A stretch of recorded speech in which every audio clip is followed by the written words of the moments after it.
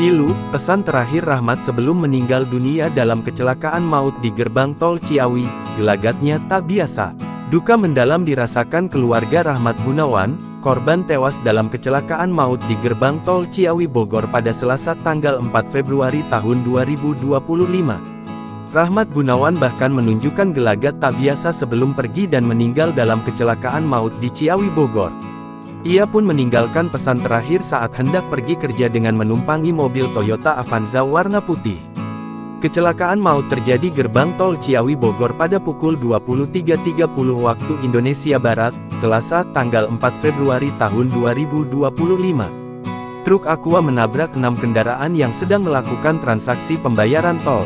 Truk yang dikemudikan Bendi Wijaya menabrak 2 mobil Avanza, Sigra, Xenia dan Honda Jazz.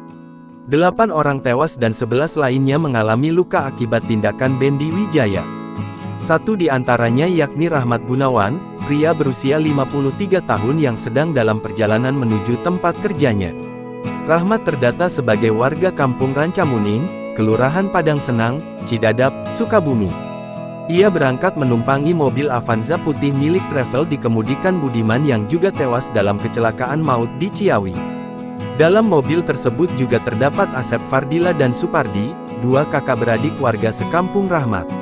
Mobil yang ditumpangin Om juga sopirnya sedang turun, kata keponakan Rahmat lewat akun TikTok Moon, Pitch 599. Ia menerangkan bahwa Rahmat Gunawan dalam perjalanan menuju tempat kerjanya. Sebelum pergi Rahmat sempat menunjukkan sikap tak biasa. Ia mencari sang keponakan untuk pamit. Bahkan beliau mampir ke rumahku, nanyai aku, katanya. Menurutnya Rahmat sempat menitip pesan terakhir sebelum meninggal dalam kecelakaan maut di gerbang tol Ciawi Bogor. Minta doa dari mamaku semoga dilancarkan. Itu yang membuat kami terpukul. Karena biasanya beliau kerja ya berangkat saja, gak kayak kemarin, katanya. Kini jasad Rahmat Gunawan berhasil teridentifikasi lewat pencocokan struktur gigi dan pakaian yang dikenakan. Paman kami sudah tiba di rumah duka sekitar pukul 2.30 waktu Indonesia Barat dalam keadaan sudah dikafani. Kami sekeluarga tidak ada yang sanggup membuka kafan yang telah dikenakan, sekalipun untuk melihat wajah paman kami terakhir kalinya, tulisnya.